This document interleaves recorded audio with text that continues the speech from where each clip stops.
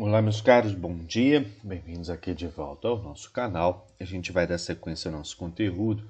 A gente hoje vai falar principalmente da questão da sociedade na época medieval. Quando a gente fala da sociedade medieval, da sociedade durante o período feudal, da Europa feudal, a gente tem que entender que essa sociedade, o primeiro valor relacionado a essa sociedade é que a condição social ela vem do nascimento. Ela está relacionada à ideia de sangue, de pertencimento a um determinado grupo devido ao seu nascimento naquele grupo. Então, nesse sentido, há uma certa hierarquia social rígida, sem possibilidade de ascensão social, sem possibilidade daquilo que a gente chama de mobilidade social, de uma pessoa sair de uma classe social e ir para outra classe social. Isso porque a condição ela é de nascimento, ela é considerada sanguínea. Dizia-se inclusive que os nobres tinham o que eles chamavam de sangue azul, o sangue bom, e os camponeses haviam nascido em uma condição inferior e não poderiam, então, alcançar essa condição de nobreza. Esse é o primeiro ponto que a gente tem que entender quando a gente fala a respeito da sociedade medieval. E considerando que essa era culturalmente uma sociedade que se organizava em torno dos valores religiosos, essa noção de divisão social e estamentos sociais, era essa palavra que eu queria falar. Essa sociedade ela é estamental, ela é dividida em grupos, em estamentos, em que não há possibilidade de um membro de um estamento, de um estado social, mudar, passar para outro estamento, simplesmente porque enriqueceu. Esses estados, essa sociedade estamental, ela era explicada também segundo fundamentos religiosos. A ideia de que Deus dividiu os homens, a sociedade como um todo, em três categorias. Aqueles destinados a rezar, aqueles destinados a guerrear e aqueles destinados a trabalhar. E essa justificativa religiosa, ela servia para, de certa forma, legitimar algo que era uma política, algo que era comum nessa sociedade, para que as pessoas não contestassem essa ordem. Então, um camponês nasceu para trabalhar, ele vai trabalhar até a sua morte. Por mais que ele consiga riquezas, por mais que ele se enriqueça, ele não mudará de classe social, porque a condição de nascimento dele é a condição de camponês. E outro valor muito presente, outro valor muito importante que a gente tem que ter em mente é que essa sociedade ela não valoriza o dinheiro. Essa sociedade ela valoriza o pertencimento a um grupo social, os títulos nobiliárquicos, os títulos de fidalguia, os títulos de nobreza, e valoriza a posse de terras. É isso que gera reconhecimento nessa sociedade. O dinheiro, a moeda, embora ele exista, porque há uma certa circulação de produtos, conforme a gente vai ver, ele não gera reconhecimento em um indivíduo, ele não gera riqueza, porque ele não é a base de ordenamento, de funcionamento dessa sociedade. Essa sociedade ela se baseia em privilégios, ela se baseia em títulos nobiliárquicos, ela se baseia na posse de terras e ela se legitima pelo discurso religioso. Então a sociedade ela é tripartite. A gente fala que essa sociedade medieval ela é tripartite, ela é dividida em três estamentos, em três estados. Aqueles que oram, que seria o clero, e alguns livros colocam o clero como primeiro estamento e alguns livros colocam o clero como segundo estamento. Aqui a gente vai trabalhar com o clero como segundo estamento, o segundo estado dessa sociedade. Mas não menos importante que o primeiro estamento, que são os nobres. A gente tem que entender que esse clero, ele era... O clero, quando eu falo de clero, eu estou falando dos religiosos, daqueles membros ligados à Igreja Católica. E esses indivíduos, eles são extremamente respeitados nessa sociedade, eles são uma autoridade nessa sociedade, porque são compreendidos como aqueles que interpretam um discurso divino, que têm um contato direto com Deus. Então, um dos estamentos é o clero, ele pode estar colocado tanto no primeiro estamento quanto no segundo. A gente vai trabalhar com ele aqui no segundo estamento. O primeiro estamento é composto pelos nobres, aqueles que nasceram em família nobre, aqueles que que têm os títulos de nobreza, os condes, os duques, os barões, os cavaleiros, os guerreiros. A atividade do nobre é a atividade da guerra, enquanto a atividade do clero é a atividade da oração. E aqueles que trabalham, que são os camponeses, que nascem, que compõem a massa da sociedade, que nascem nesse grupo e crescem nesse grupo. Aos poucos, a gente vai vendo que entre o primeiro e o segundo estamento e o terceiro estamento vai surgir uma classe aqui quase que intermediária, que são os burgueses. Os burgueses vão ser aqueles que estão sempre ligados ao comércio, que estão estabelecendo comércio, que são os feirantes, que vivem nas áreas urbanas, que são artesãos, que têm uma outra atividade que não simplesmente a atividade ligada ao campo, ligada à terra.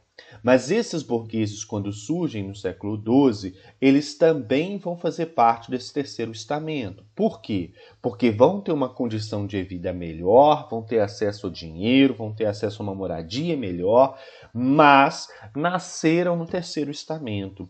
Portanto, teriam entre aspas, logicamente, o sangue do terceiro estamento e não poderiam fazer parte, então, desse agrupamento. Na sociedade, a ampla maioria da população ela estava aqui, ela estava nos camponeses. A gente poderia dizer que de 70% a 80% da sociedade nos estados, na região europeia, porque não existe estado, não existe país nesse momento, uma vez que há a questão da ausência dessa noção de fronteiras, de país, de Estado, que demanda na verdade, a descentralização política, ou seja, cada senhor feudal mandando dentro do seu feudo. Então, nessas regiões, na região da Europa como um todo, a gente poderia dizer que de 70% a 80% da sociedade era composta por camponeses. E o restante iria ser composta por nobres e pelo clero. Ora, e o clero? Como que o indivíduo se faz clero? Como que ele se faz religioso? A gente sabe que a Igreja Católica ela proíbe o casamento e proíbe relações sexuais dos padres, dos seus membros, dos padres, bispos, arcebispos, papa. Por que a Igreja proíbe o casamento? E aí a gente tem duas explicações. A primeira explicação ela é de ordem econômica, e essa proibição, por leituras que eu fiz, ela foi muito ratificada ao longo da Europa medieval, por volta do século XII e XIII.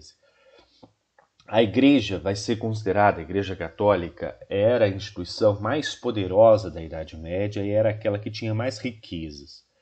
E riquezas aqui são terras, posses, propriedades. E ela conseguia essa riqueza, a Igreja Católica conseguia sua riqueza advinda principalmente de doações que eram feitas pelos fiéis, porque essa é uma sociedade muito religiosa. Então, muitas das vezes, as pessoas acreditavam que se doassem terras para a igreja, se doassem bens para a igreja, essas pessoas conseguiam alcançar a salvação da sua alma, ou conseguiam alcançar benéfices, conseguiam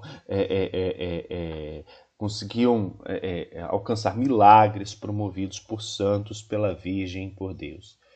A gente tem que entender que o homem medieval, e esse é um valor muito importante nessa sociedade, da cultura medieval, que a gente não pode perder de vista, o homem medieval ele não vive para viver, mas ele vive para morrer. Esse é um valor fundamental. Por quê? Por que ele vive para morrer? A preocupação desse homem não é com a vida terrena. A preocupação desse homem medieval é com a vida no pós-mortem, é com a vida no além, é com o que ele chamava de vida eterna, com qual que será o destino dele depois da sua morte. Então, nesse sentido, esses homens muitas das vezes deixavam como herança, deixavam nos seus testamentos, ou doavam ainda em vida, praticamente todas as suas posses para a igreja, para que fossem feitas missas diárias, semanais, anuais, para sua alma, para que ele tivesse a alma salva, para que ele fosse para o céu e não fosse para o inferno. E isso era necessário, se compreendia-se como sendo necessário, porque, e vários estudos demonstram isso, a gente tem os estudos principalmente de um historiador francês chamado Jean Delumeau, que fala que o Deus medieval, Deus cultuado pelo homem medieval, ele é um Deus do medo, ele é um Deus do temor. O homem medieval, ele tem medo do discurso divino, do discurso que vem da igreja, porque Deus condena tudo. Tudo que você faz é condenável aos olhos de Deus. Então, o Deus da Idade Média, ele não é um Deus que salva, mas ele é um Deus que condena. E a todo tempo você... É logicamente que ele não é que Deus seja assim, mas é a visão que o homem medieval tinha de Deus. Era esse Deus que condenava e não o Deus que salvava. É diferente da visão moderna, que vem com a questão da reforma protestante. A partir do século XVI, século XVII, começa a se afirmar uma visão muito mais carismática da figura de Jesus Cristo, da Virgem de Deus, que é aquele a quem você recorre para salvar a sua alma, é aquele que vai te amparar. Na Idade Média, não. Na Idade Média, o homem tem medo de Deus, o homem tem medo da igreja, porque Deus tudo vê e Deus a tudo pune. Ele é onipresente e onisciente, ou seja, ele está ali presente o tempo inteiro e ele está ali julgando os indivíduos o tempo inteiro. Então o homem tinha medo dessas ações, porque tudo poderia ser pecado. Desde tomar um café da manhã de forma distinta, até as relações sexuais, até o comportamento público, desde o comportamento privado até o comportamento público. Tudo estava sendo observado por Deus e tudo poderia ser condenado por Deus. Então, nesse sentido, o homem medieval ele dispensa muito dinheiro, ele dispensa muitas riquezas, terras, joias, espadas, escudos, cavalos, e doa isso para a igreja. A vida dele gira em torno da igreja com medo de ser condenado por Deus e ir parar no inferno na sua vida eterna. O objetivo de todos era o céu, e o homem vivia para poder alcançar o céu depois quando morresse. Então esse era o objetivo. Então, nesse sentido, como que o clero era formado? O clero era formado por pessoas que vinham principalmente da nobreza, porque geralmente toda a família destinava um dos seus filhos ou um dos entes familiares para a composição, para ser religioso, porque era muito importante para essas famílias nobres terem um representante dentro da igreja. Então o que nós chamamos de alto clero, que eram as pessoas que ocupavam cargos importantes, cargos de bispo, de cardeal, o cargo de papa, eram pessoas que vinham da nobreza. Existiam alguns camponeses que se tornavam parte do clero? Existiam. Era o que nós chamamos de baixo clero. Esse baixo clero vão ser missionários, vão ser párocos, padres ali que vão viver em uma pequena paróquia, que muitas das vezes foram parar na igreja porque ingressaram em mosteiros, porque eram órfãos e acabaram indo parar dentro de orfanatos, dentro de instituições abrigadas pela igreja. Mas essas pessoas que eram camponeses e que chegavam à Igreja Católica, que conseguiam ter essa formação religiosa, nunca alcançavam posições de prestígio dentro da igreja. Então, mesmo dentro do clero, mesmo dentro da igreja, a gente vai ter essa percepção entre alto clero e baixo clero. O alto clero é aquele que tem origem na nobreza e o baixo clero é aquele que tem origem no campesinato. Mas eu vinha falando para vocês da questão da proibição do clero de casar e ter filhos.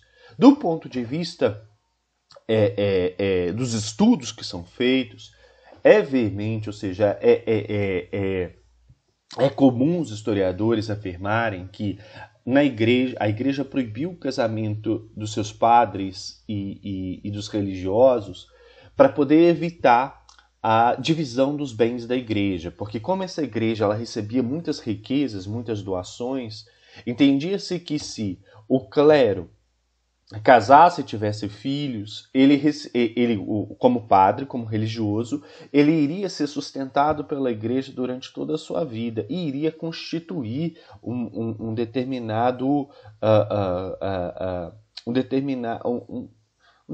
capital, ele iria constituir uma determinada riqueza.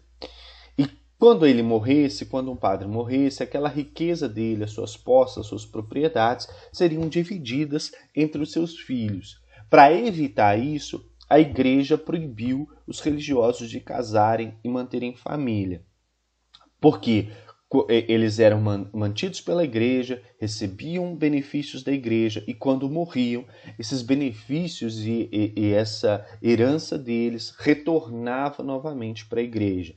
Então, evitando com que o clero casasse e tivesse filhos, a igreja também evitaria a divisão dos seus bens.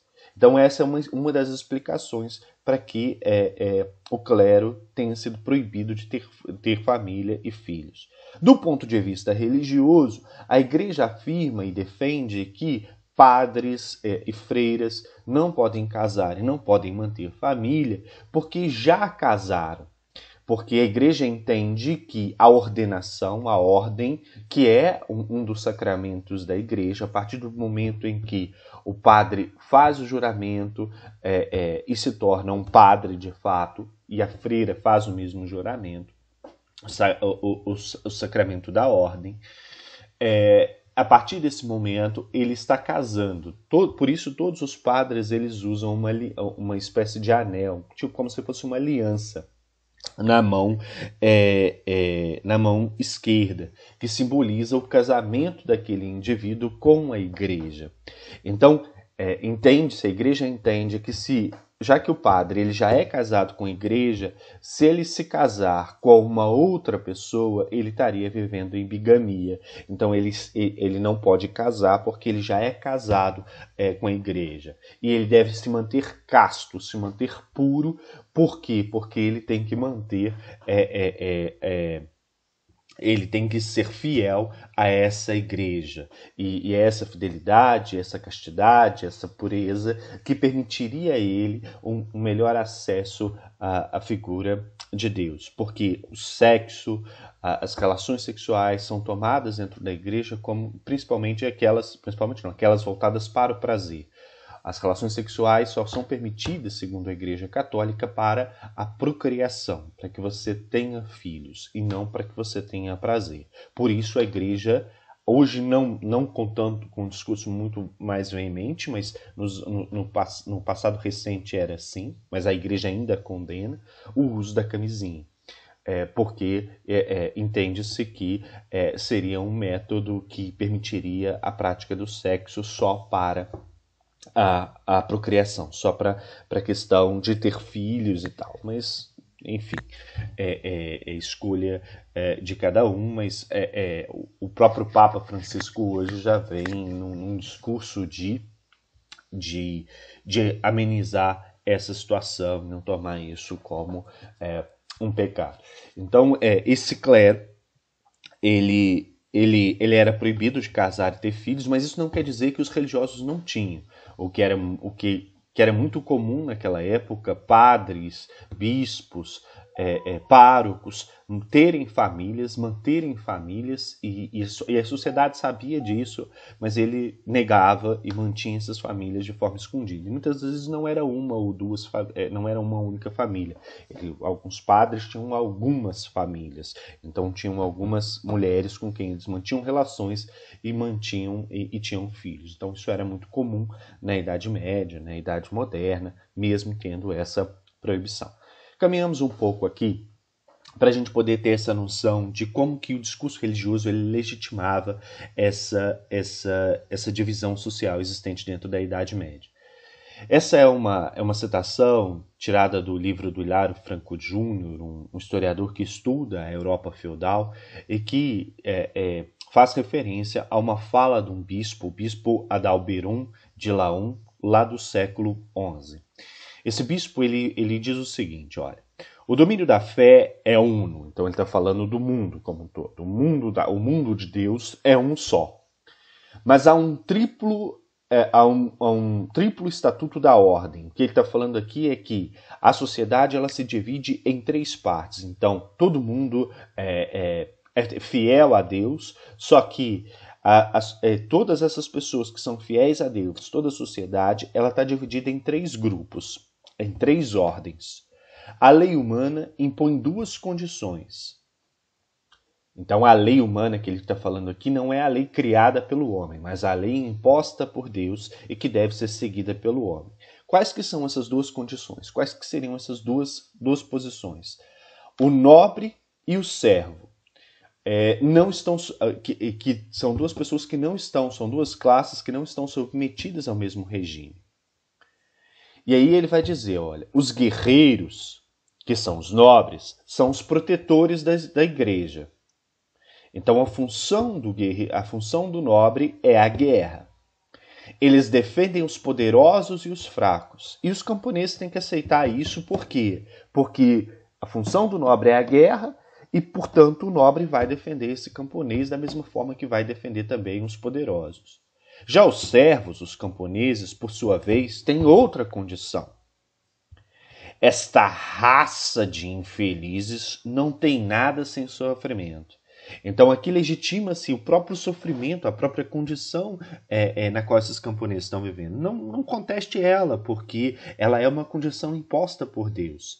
Vocês são infelizes e vocês não vão conseguir nada sem sofrimento mesmo. É Deus que disse isso, não é a sociedade, não é o homem.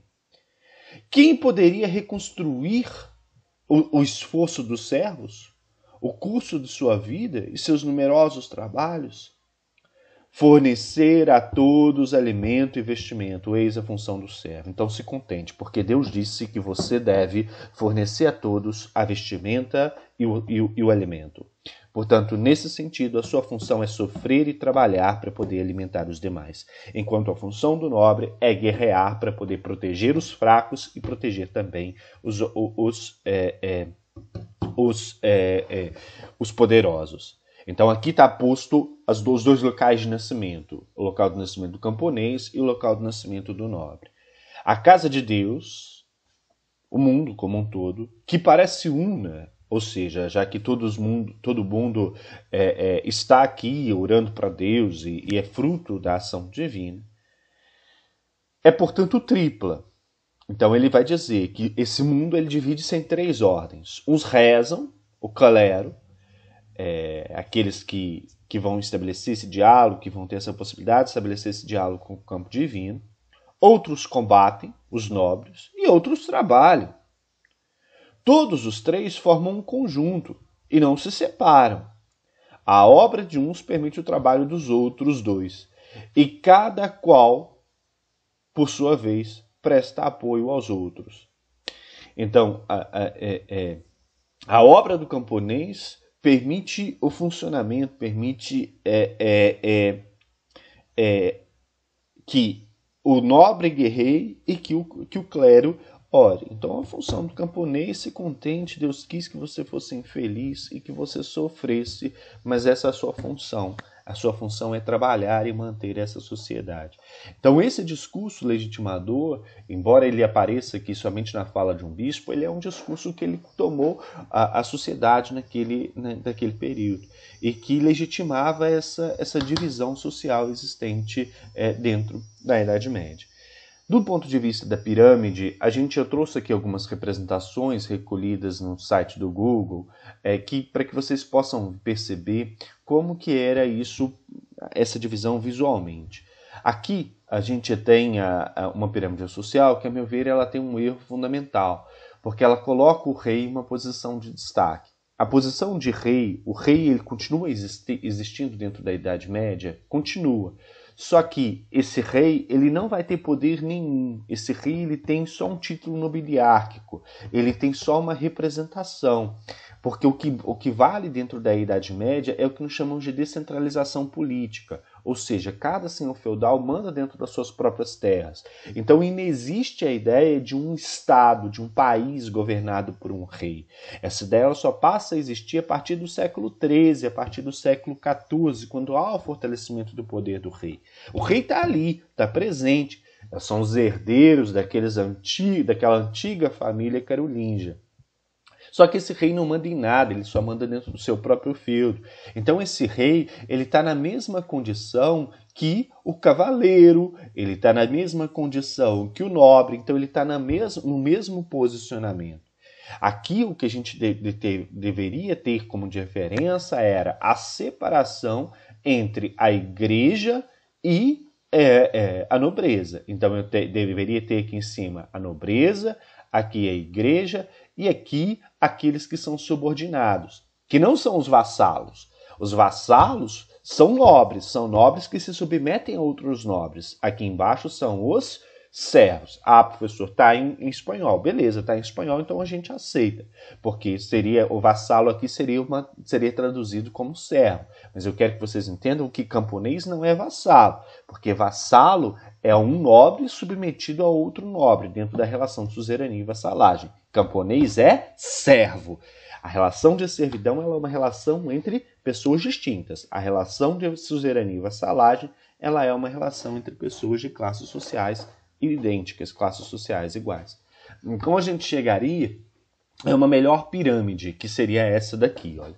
A nobreza, que são aqueles que guerreiam, e dentro da nobreza eu tenho o rei, eu tenho os condes, viscondes, marquises que são, e duques, que são aqueles que têm os altos títulos de nobreza. Eu tenho o guerreiro e eu tenho o cavaleiro. Qual que é a diferença entre o guerreiro e o cavaleiro? O cavaleiro é o que passa pela condecoração do cavaleiro. Então ele pode montar o cavalo. O guerreiro é aquele que não é condecorado cavaleiro, então ele não pode montar o cavalo. Há uma distinção entre os dois. Abaixo desse primeiro estamento, que seria a nobreza, eu tenho a igreja, os oradores, aqueles que vão orar, aqueles que vão rezar. Então eu tenho aqui o segundo estamento, que seria o clero. E lá embaixo eu tenho o terceiro estamento, que compõe a massa da sociedade, que é o povo, que é os camponeses, aqueles que vão trabalhar. Os que guerreiam, os que rezam e os que trabalham. Essa seria uma melhor pirâmide para a gente poder representar essa sociedade medieval. Agora a gente passa a falar detalhadamente de dentro de cada uma dessas ordens sociais, porque dentro delas também há hierarquia. Primeiro a gente vai pegar aqui a questão da nobreza, de como que se divide essa nobreza.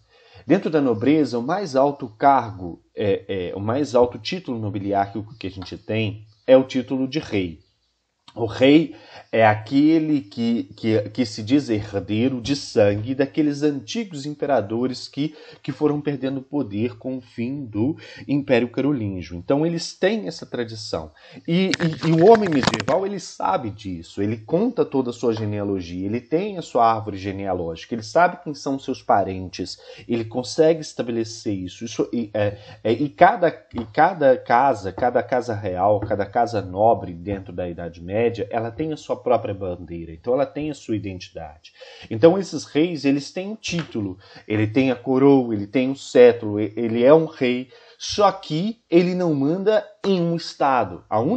Ele manda somente dentro da sua própria terra.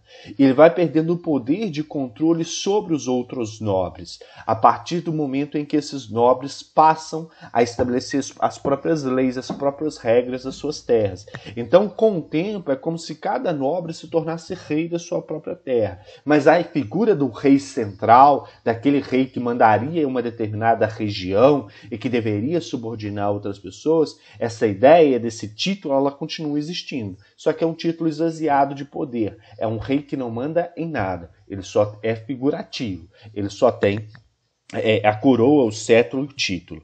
Abaixo do rei estavam os títulos de duques, condes e marqueses, que seriam os títulos nobiliárquicos maiores, aqueles que teriam uma relação próxima com essa figura real, e que aos poucos vão começando a se considerar reis das suas próprias terras.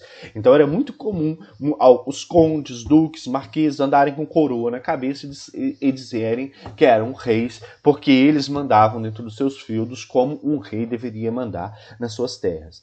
Abaixo desses condes, duques e marqueses, a gente tem o título de barão. O título de barão é um título inferior, mas é um título também que te dá importância, porque significa que você é superior a alguém, que você tem vassalos, mas que você é vassalo de outra pessoa, geral porque você recebeu terra, você recebeu benefício de uma outra pessoa, então você acaba sendo vassalo de alguém, mas você também é suzerano, você também manda em outras pessoas, você tem um feudo, você tem uma terra, mas você tem um título inferior, que é um título de barão.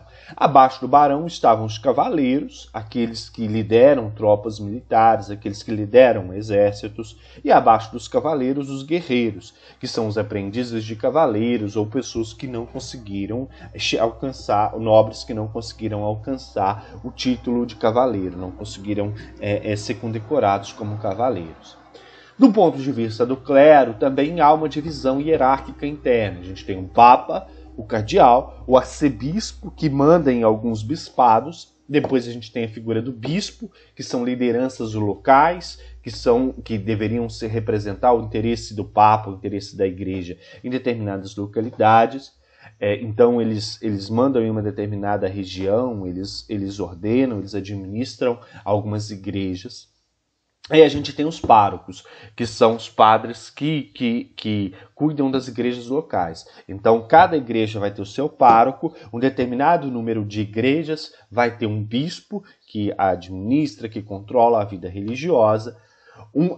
Alguns bispados são reunidos e governados por arcebispos, e a gente tem a figura dos cardeais, que representam regiões maiores, e a figura do papa, que é a principal liderança de dentro da Igreja Católica. Do ponto de vista dos camponeses, há também uma divisão.